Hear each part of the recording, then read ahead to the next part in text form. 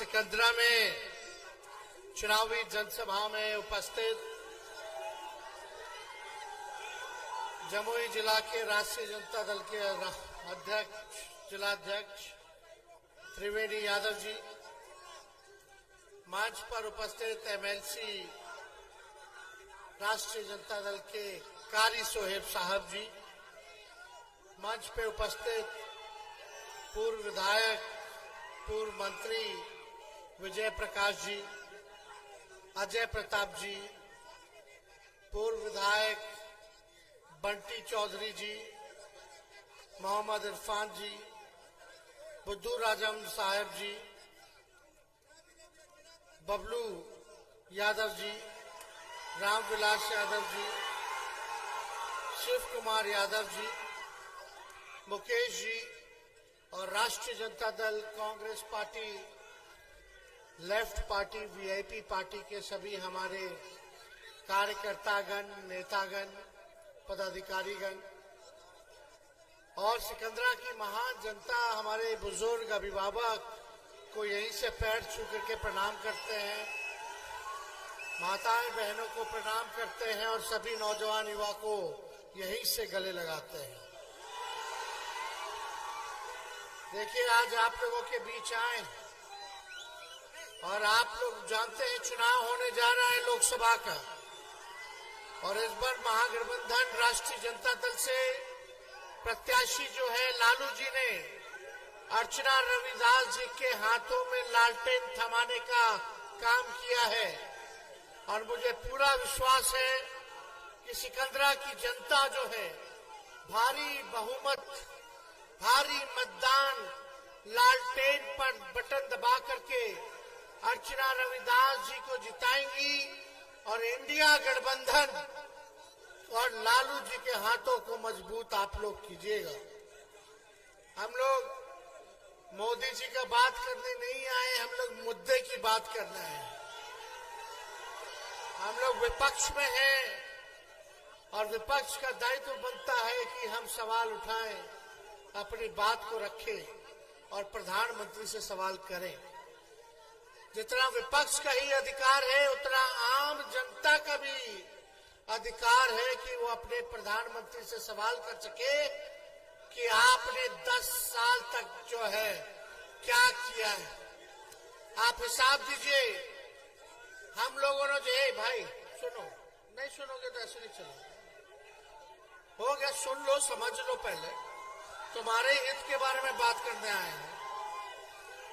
आप लोग हट जाओ, छोड़ दीजिए ना, हटिए, आप लोग जाइए, हटो, चलो बैठ जाइए ना, छोड़ दीजिए, बैठ जाइए, कोई नहीं उठे। विजय जी बैठिए ना, आप बैठिए, आप भी तुरंत सुनिए। मुद्दा क्या होना चाहिए? सबसे बड़ा दुश्मन क्या है नौजवान भाइयों का, बताओ तो जरा। कितने लोग यहाँ बेरोजगार हैं, जरा हाथ उठा करके बताइए। और यहाँ कितने लोग किसान हैं, वो भी हाथ उठाइए। आप एक किसान वर्ग से हम सवाल पूछेंगे और एक नौजवान वर्ग से पूछेंगे। मोदी जी ने क्या कहा था जब पिछली बार आए थे? तो आप तो 5 साल बाद चुनाव में ना आए हैं, इससे पहले भी चुनाव में आए थे। आप लोग बताइए नौजवान भाई, मोदी जी ने कहा था कि नहीं कहा था कि 2 करोड़ सरकारी नौकरी जो है वो देंगे? बोला था कि नहीं बोला था? क्या आप जानना नहीं चाहते मोदी जी ने कितनी नौकरियां दी? अरे मोदी जी, जब तू आयल रहा तो आपने पिछले चुनाव में ही कहा था, भाइयों बहनों, मोदी आएगा तो 2 करोड़ नौजवानों को हर एक साल नौकरी देगा। किसान भाइयों को क्या बोला था मोदी जी ने कि 2022 तक सभी किसान भाइयों का जो है आय दुगुना कर देंगे। अभी हम हेलीकॉप्टर से घूम रहे हैं, इससे पहले हम सड़क से घूम के गए, देख रहे हैं अभी कटनी चल रहा है। लोग फसल काट दिए, लेकिन फसल का उचित दाम नहीं मिल रहा है। बताइए किसान भाई, आप जो दिन रात पसीना बहा के लू में भी काम करते हैं, आप अन्नदाता हो, पूरे देश का पेट आप लोग भरने का काम करते हैं, और यही मोदी जी ने कहा था कि उचित फसल का दाम देंगे, हर किसान भाइयों का 2022 तक आय को दुगुना करेंगे। एक काम हुआ? क्या बोलते थे मोदी जी, हमको काला धन लेके आएंगे, विदेश में पड़ा हुआ है, हर एक के खाता में 15-15 लाख रुपया देंगे। क्या हुआ? अरे मोदी जी जो है भाजपा पार्टी के हैं, और बीजेपी का मतलब ही है बड़का झूठा पार्टी। अब मोदी जी झूठ बोलने में माहिर आदमी है। थाली में गोबर रखेंगे, बोलेंगे खा लो हलवा है, अखवा फोड़ देंगे, फिर चश्मा दे देंगे, बोलेंगे देखो हमने चश्मा दे दिया है। यहाँ नौजवान सब कर रहे हैं, बोल रहे अग्निवीर, अग्निवीर योजना में हम लोग सब नौजवान सब तैयारी करता है, माँ बाप का मेहनत लगता है, पेट काट के बाल बच्चा को पढ़ाता है कि नौकरी हो जाए, नौकरी हो जाए। अग्निवीर योजना में 4 साल यानी 22-23 साल के होते होते आपको हटा देगा, केवल 4 साल रखेगा सेना में, बहाली में। और आप बताओ बेटा, आप लोग बताइए कि भाई जब कोई हमारा भाई सेना में बॉर्डर पे जाता है, हम लोगों की रक्षा खाते हुए शहीद होता है, तो ये अग्निवीर योजना में मोदी जी ने शहीद का दर्जा भी नहीं दिया है, शहीद का दर्जा भी नहीं दिया। पेंशन मिलता, पेंशनों नहीं मिलेगा। कैंटीन का व्यवस्था होता है हर आर्मी के जवानों को, उसकी भी व्यवस्था नहीं है। आप बताइए कौन सा योजना भाई? और 4 साल के बाद क्या करेगा नौजवान? तो मोदी जी ने जितने वादे किए सब खोखले। अर्चना रविदास जी लोकल कैंडिडेट हैं, और जमुई को प्रधानमंत्री जी ने प्रयोगशाला बना दिया है, खाली बाहरी को टिकट दिए रहे। बताइए बाहरी का लोग को टिकट मिला कि नहीं मिला? मोदी जी हमको बोलते हैं कि परिवारवादी है तेजस्वी, तो चिराग पासवान क्या है भाई? अब चिराग पासवान जी ने अपने जीजा जी को टिकट दे दिया है, और जीजा जी का उनके मेहमान हैं, लेकिन आप लोग को पता भी है कि उनका घर कहाँ है, कहाँ के रहने वाले हैं। अर्चना रविदास तो लक्ष्मीपुर की है, झाझा में पड़ता है घर, और इस बार पहली बार हम लोगों ने लोकल उम्मीदवार दिया है। 15 साल 20 साल से आप लोग जिता रहे हैं भाजपा को, एनडीए को। राज्य में सरकार है 17 साल उन लोगों की, 10 साल से प्रधानमंत्री है मोदी जी, फिर भी गरीबी नहीं मिटा पाए, तब भी बेरोजगारी नहीं मिटा पाए, तब भी जो है आप देखिएगा किसानों का आय दोगुना नहीं किया, महंगाई कम नहीं की, और हर चीज का महंगा हो गया। सिलेंडर गैस का दाम देख लीजिए, 1200 से 1500 पहुंच गया, लेकिन महंगाई कोई चीज में कमी नहीं है। गरीब के थाली खाली हो रहा है, बाल बच्चा पढ़ लिख के डिग्री लेके नौकरी नहीं मिल रहा। लेकिन जब आपके भाई बेटा को 17 महीना मौका मिला, तो 17 महीने में 5 लाख लोगों को सरकारी नौकरी हमने दिया। उप मुख्यमंत्री रहते हुए अगर हम 17 महीना में 5 लाख लोग को सरकारी नौकरी दे सकते हैं, तो 5 साल अगर हमको मौका दीजिएगा मुख्यमंत्री बना करके, तो कितने लोगों को रोजगार और नौकरी देने का काम करेंगे। लेकिन देश के प्रधानमंत्री जी से पूछो तो लाखों में भी नौकरी नहीं दे पाए, बल्कि जिसका नौकरी था वो भी खत्म हो गया सरकारी, क्योंकि सब कुछ निजीकरण कर दिया गया। हवाई जहाज को बेच दिया, एयरपोर्ट को बेच दिया, रेलवे को बेच दिया, 4 साल का ठेका बहाली कर दिया गया सेना में, BSNL बेच दिया।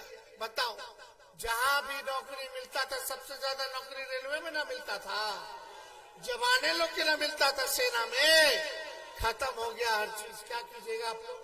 मोदी जी ने वादा किया था बिहार को विशेष राज्य का दर्जा देंगे, कोई वादा नहीं पूरा किया। लेकिन आप सब लोगों को हम बताना चाहते हैं, इन लोगों के पास मुद्दा नहीं है, काम नहीं किया। जब तेजस्वी को मौका मिला 17 महीने, तो जितनी आंगनबाड़ी महिला थी, ममता आशा थी, जितने हमारे तालीमी मरकज के लोग थे, टोला सेवक थे, विकास मित्र थे, सबके आय को दुगुना हम लोगों ने किया। हम लोगों ने जाति जनगणना कराने का काम किया और सभी लोगों के आरक्षण को बढ़ाने का काम किया। हम रात रात भर छापा मारते थे अस्पताल में ताकि लोगों का इलाज हो सके, दवा मिल सके। लेकिन भाजपा का एक भी मंत्री को किसी को देखे रात में घूमते हुए, छापा मारते हुए, देखते हुए। दूधू को उप मुख्यमंत्री बन गया, एक तो हमारे ही यहाँ से गए, लेकिन कोई काम इन लोग नहीं कर रहा। ऊपर से नीचे सब लोग इन्हीं का एनडीए का विधायक है। अरे मांझी जी के पार्टी का विधायक है ना रे भाई, एनडीए में ना। और एमपी उनका है, 3 बार से जीत रहा है लोग, 15 साल से। 17 साल से नीतीश जी अब बीजेपी की सरकार है और 10 साल से भारत में इनकी सरकार है। आप पूछो अपने दिल पे हाथ रखे कि आपके जीवन में क्या परिवर्तन लाया है। इन लोगों ने कौन सा परिवर्तन ले आया? कोई परिवर्तन नहीं लाया। मेरा मानना है कि इस बार चुनाव होगा लोकल के मुद्दे पर, क्षेत्रीय मुद्दे पर। इस बार क्षेत्रीय मुद्दा हावी रहेगा। ये देश का चुनाव है, लेकिन देश जो है गांवों से बनता है, राज्यों से बनता है, जिलाओं से बनता है, प्रखंडों से बनता है। तो जब तक आपके विकास आपके गांव में नहीं होगा, आपके जिला में नहीं होगा, आपके प्रखंड में नहीं होगा, आपके राज्य में नहीं होगा, तब तक देश का विकास संभव नहीं है। तो जरा पूछिएगा, देखिएगा गांव में कौन मोदी जी इतना अच्छा अस्पताल बना दिए क्या? जाके देखिएगा आपके बाल बच्चों के लिए अच्छा स्कूल बना दिए क्या? तेजस्वी था तो 3 महीने में बहाली पूरा करवा के नियुक्ति पत्र दिलवा दिया 5 लाख लोग को। और तेजस्वी के जाते ही पेपर लीक हो गया, बहाली जो निकलना था। अब तक हम रहे होते तो ये लोग बर्बाद कर दिया इतना महीना। सोचो 10 लाख लोगों को सरकारी नौकरी मिल गया होता। लेकिन जब से इनकी चाचा जी पलट गए तो पलट गए। लेकिन हम ये बुजुर्ग हैं, अभिभावक हैं, उनका सम्मान करते हैं, लेकिन जहां रहे वहां स्थिर रहे। एक बार चुन ले, हेने रहे के बाकी होने जाए के बाद एक ही जगह लेकिन रहे। बताओ 3 साल हुआ, 3.5 साल बिहार सरकार को 20 में ना हुआ था चुनाव। अगला नवंबर में ना चुनाव है, अगला साल। तो 3.5 साल, 3.5 साल में बैठो ना तुम। काले कमांडो क्या कर रहे हो भाई? मानने वाला लोग मानेगा, नहीं मानेगा नहीं मानेगा। आप लोग सोचिए कि हम आप लोगों को बता रहे थे कि नीतीश जी इधर ही रहे या उधर रहे, वो तय कर ले, लेकिन स्थिर रहे। लेकिन 3.5 साल में 3 बार ओथ ले लिए। बताइए, हर साल ओथ ले रहे। इससे क्या बिहार का विकास होगा? क्या आप लोगों का भला होगा? और मोदी जी आते हैं यहाँ, कहते हैं कि मेरा गारंटी बहुत मजबूत है। अरे मोदी जी, जरा हमारे चाचा के गारंटी लेके दिखा दो कि पलटेंगे कि नहीं पलटेंगे। अब मोदी जी का गारंटी तो चाइनीज वाला माल जैसा होता है, 1-2 दिन चलेगा, 1-2 बार इस्तेमाल होगा, खत्म हो जाएगा। अंदर से खोखला। जब तक चुनाव है तब तक मोदी जी का गारंटी रहेगा। जैसे चुनाव खत्म होगा सब कुछ खत्म हो जाएगा। फिर अमित शाह आएंगे, बोलेंगे अरे तो चुनाव में जुमला बोला जाता है। तो हम लोग ज्यादा कुछ नहीं कहेंगे, समय नहीं है। लेकिन सिकंदरा की जनता से हम सब लोगों से अपील करते हैं, भाई जरा सोच और विचार के कीजिएगा। लोकल उम्मीदवार हैं, चिराग पासवान इतने 2 बार से सांसद रहे, एक जमुई में एक अपना पार्टी का दफ्तर भी नहीं खोले, होटल में रहे सारा दिन, जब आना हुआ होटल में फिर निकल दिए। अब अपने जीजा जी को टिकट दिए तो वो भी होटल में। अरे रात में दिक्कत होगा तो कहाँ जाइएगा, किसके पास जाइएगा, केकरा ढूंढिएगा, कोई मिले वाला हो? तब मोदी जी का गारंटी याद आएगा, देखो हम फिर ठगा गए, समझे? अरे मोदी जी आप इतना बोलते हैं परिवारवाद परिवारवाद, तो चिराग जी रामलीला जी के बेटे हैं, उनका भाई चाचा भतीजा सब अब दमादो आ गए हैं राजनीति में। और चिराग जी कहते हैं कि हनुमान है, वहां परिवारवाद मोदी जी को नहीं लौका। हम जीतन राम मांझी उनका बेटा, उनकी समधो सब है, तब ठीक है। जगह जगह बीजेपी ने नवादा से ठाकुर को टिकट दिया है, सीपी ठाकुर जी के बेटे, और औरंगाबाद में भी जो कांग्रेस पार्टी में नेता थे उनका बेटा को टिकट दिया। सब जगह परिवारवाद वाले को टिकट बांट रहे हैं और आकर के कहेंगे कि देखो परिवारवाद खत्म होना चाहिए।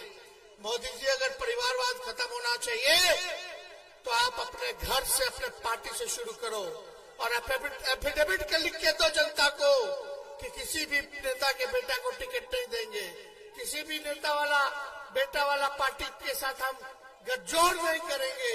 काहे हम मांझी जी को चिराग पासवान जी को रखे हैं और जहां जहां भाजपा को टिकट मिल रहा सब परिवार वाले लोग को टिकट मिल रहा। कथनी और करनी में अंतर है, ये झूठ बोलते हैं, इसलिए इन लोगों से सावधान रहना। अभी रामनवमी आएगा, हम लोगों ने कलम बांटा है, कितना परिवार का 5 लाख परिवार को हम लोगों ने उस घर में नौकरी दिया है, खुशी है, खुशहाल है। लेकिन रामनवमी आ रहा है, मोदी जी आएंगे फिर हिंदू मुसलमान की बात करेंगे। हम तो कलम बांटे, वो लोग तलवार बंटवाएंगे। नौजवान को नुकसान नहीं, सबको नुकसान होगा। नफरत की राजनीति होगी, अगर दंगा फसाद होगा तो आपका भाई बेटा जेल जाएगा, फिर कराते रहिए बेल, अब बिना थाना में घूस दिए हुए होता नहीं है कुछ। आप परेशान, आपके माता बाबूजी भाई बहन पत्नी सब परेशान कि जेल चल गया लड़कवा, जेल चल गया, दंगा हुई था, अब घूस मांगेगा पुलिस वाला, आप फिर कोर्ट कचहरी जाइएगा, जिंदगी तबाह हो जाएगा 5 साल। अब मोदी जी फिर देखो नफरत फैला के राज करेंगे और आपको भोगना होगा। और जिसके घर में हमने नौकरी दिया, जो नौजवान का ब्याह नहीं हुआ था ब्याह हो गया,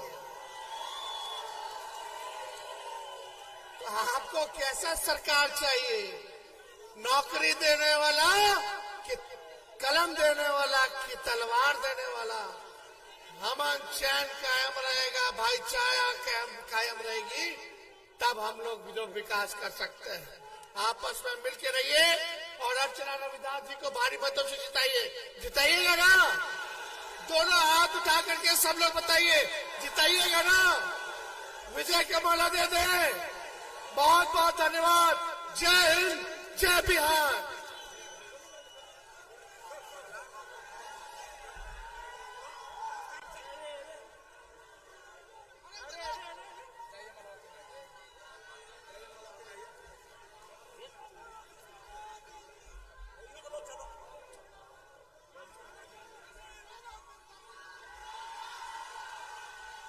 सभा की कार्रवाई समाप्त की जाती है।